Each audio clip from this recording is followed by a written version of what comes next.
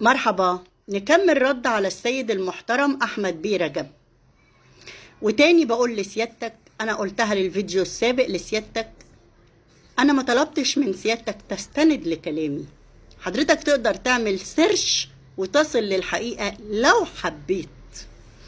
أنا لا أخذ كلامي من مرسل من أحد، ولا أخذ تقارير من أحد. أنا أخذ من صاحب الشأن نفسه، وأسأل نفسي وأسأل الآخرين لماذا لم تنشر تقارير إبراهيم لدار الفؤاد أو لدار الشفاء. وبالمناسبة أنا نشر التقرير على حسابي لو سيادتك حابب تشوفه بعد ما ترجمته. وبالمناسبة التقرير ده ما هوش نسخة واحدة، ده 4 ورقات بتثبت ان 16/11 عذرا بعد إبراهيم ما استلم تقاريره بنفسه بعد 3 شهور علاج كيماوي مع دكتور تامر النحاس، إبراهيم استجاب للعلاج. والقنصر الحميد كان في بؤرتين فقط، فتحة الشرج والمستقيم، ولم ينتشر، علما انه زاد بنسبة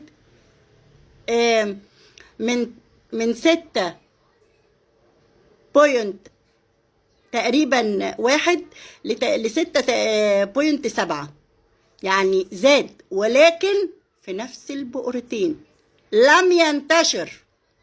رجع لطليقته 3/11، قابل الممثلة 31/10 ورجعتهم لبعض بعد التقرير اللي بيثبت ان إبراهيم تعافى ويستمر على العلاج كما ذكر في التقارير اللي إبراهيم نفسه عرضها، ولست المزورة، لا أستشهد بتقارير مزورة. رجع إبراهيم لطليقته، وبعدها عندي الفيديو اللي قالت فيه، اللي طلع إبراهيم قال فيه المرض انتشر ولازم أعمل عملية تحويل مسار. كان إمتى الكلام ده؟ 15/11. لو سيادتك عايز الفيديو أرسله لسيادتك، طبعا هي مساحته. اسأل سيادتك أي طبيب معالج في العالم في كانسر حميد بينتشر في تقارير بتقول 16/10 أو 15/10 إن المريض بيتعافى، وبؤرتين فقط اللي فيهم الورم الحميد اللي هو ليس الخبيث المنتشر. هل ممكن ينتشر في خلال 15 يوم بعد رجوعه لطليقته؟ ولا حتى في 3 شهور، ولا حتى في سنة. تمام يا فندم؟ دي بداية المؤامرة. حاجة أخيرة، موضوع الأزبكية. أنا عمري في فيديوهاتي كلها ما ذكرت مشفى الأزبكية. سيادتك اللي طلعت اتكلمت على مشفى الأزبكية، وسيادتك اللي امبارح طلع بتكذب مشفى الأزبكية، فسيادتك اللي تحاسب على المعلومة وعلى تكذيب المعلومة وليس أنا. علما اني سألت أهل إبراهيم على موضوع الأزبكية وقالوا ما عندناش علم، والكلام ده ما حصلش. سيادتك ما فكرتش تسأل قبل أهل إبراهيم على هذا الأمر، لأن أكيد عندهم علم. فبدل سيادتك ما تطلع تكذبني عشان تفقد مصداقيتي ما بيني وما بين متابعيني، أو تتنمر على كلام الدكتورة المحترمة، كنت تقدر سيادتك تلتمس أي شيء تاني، زي فيديو إبراهيم بتاع الاحتضار اللي طلعت سيادتك قلت ده ذكاء اصطناعي، وده مش ذكاء اصطناعي، ده إبراهيم. زي فيديو إبراهيم اللي طلع بيسأل سيادتك وبيسأل الناس كلها عملوا فيا ايه، انا كنت مربط عملية ايه اللي هتتعمل قبل ما يتوفى ب10 ايام، وطلعت هي بنفسها يوم 31/3 وقالت ان إبراهيم داخل يعمل عملية. وإبراهيم طلع بعدها قال لنا الكلام ده، علما ان إبراهيم كان خرج من مشفى الجوي يوم 25/3. كل ده بالإثباتات. تعبت جدا عشان اقدر اقتصر فترة تدمير إبراهيم حصلت من امتى لامتى. تدمير إبراهيم بدأ من اول 12 لحد وفاته. قبل كده كله كانت الدنيا ماشية بشكل طبيعي. ايه اللي حصل؟ ايه الثقة اللي إبراهيم وثقها فيهم بشكل ثقة عمياء؟ انا معرفش، تقدر حضرتك تبحث. ولم يطلب من سيادتك الاستناد لصاحب منصة تانية. انا مش عارفة انا هفضل لحد امتى ارد على فلان وعلان. يا ريت كل واحد يجتهد ولا يعتمد على منصات الاخرين. مصداقيتي لنفسي وليست للاخرين، بيني وبين الناس ما بطلعش غير بأدلة، وأدلة واثقة فيها جدا ولله الحمد. ما أنا اللي قلت التقارير مزورة، التقارير نفسها بعد ترجمتها اللي قالت إنها مزورة. أنا استشهدت بتقارير إبراهيم فقط.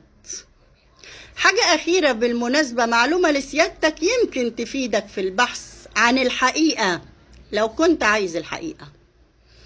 السيد المحترم سيادة الوزير أشرف صبحي قابل إبراهيم في شهر 3 وعمل له كونسولته من 3 أطباء عشان خاطر يعالجه، وطلب من إبراهيم إن هو يجي معهد الأورام عشان يعالجه. وبعدها السيد الوزير اتصل بسيادة المستشار مرتضى منصور وقال له اللي حصل، وكان إبراهيم راح لسيادة المستشار مرتضى منصور وقال له لسه سيادة وزير الشباب والرياضة قافل معايا دلوقتي وطلب مني إن أنا أبدأ أجهز لك أوراقك عشان تتعالج على نفقة الدولة. حضرتك ممكن تسأل، وده موضوع لسيادتك سيادة الوزير، أصلا أنا ما بحبش غير المصداقية بيني وبين متابعيني. أو تقدر سيادتك تسأل سيادة المستشار، أو تتساءل لماذا إبراهيم لم يتعالج في قلب مستشفى الأورام المصرية، علما إنه داخل بتوصية سيادة الوزير أشرف صبحي. فبدل سيادتك ما تطلع تستند لكلامي وتكذبني وتكذب الدكتورة وتتنمر عليها، موضوع إبراهيم فيه خبايا كتيرة. أتمنى إن سيادتك ما تستندش لكلامي تاني زي ما أنا ما بستندش لكلام سيادتك ولا لغيرك. أتمنى إن محدش يذكرني طالما مش مقتنع بكلامي، لأن أنا لما أذكر سيادتك عندي أكون مقتنعة بكلامك، أكون على الأقل من متابعينك. لا سيادتك من متابعيني ولا أنا من متابعين سيادتك. ورأيك يحترم إن سيادتك تستشهد بعيل كان عبارة عن سجان إبراهيم بيتكلم وكأنه طبيب إبراهيم، بيتحدث على والدة إبراهيم على الميديا دلوقتي بمنتهى الوقاحة والسفالة. هو ده بالنسبة لسيادتك وجهة الاستشهاد، لكن أنا والدكتورة تكذبنا وتتنمر علينا. بدل سيادتك ما تستشهد بعيل عليه مليون علامة استفهام في الكذب، كنت سيادتك تقدر تبحث عن الطبيب المعالج لإبراهيم اللي احنا كلنا مش عارفين نوصل له. بدل ما سيادتك تطلع تكذبني وتحط سبوت عليا، وأنا حاشا وكلا لا أكذب ولا أتحدث إلا بالأدلة، لأن في بيني وبين الناس مصداقية. تعبت قوي عشان أقدر أوصل ليها. ما بطلعش غير بأدلة، ما بطلعش ارمي الناس بالتهم وتنمر عليهم. وتاني يا احمد بيه، انا لست جهة سيادية حتى تستند لكلامي. تقدر سيادتك الجهة السيادية اللي تستند لكلام سيادتك بنفسك.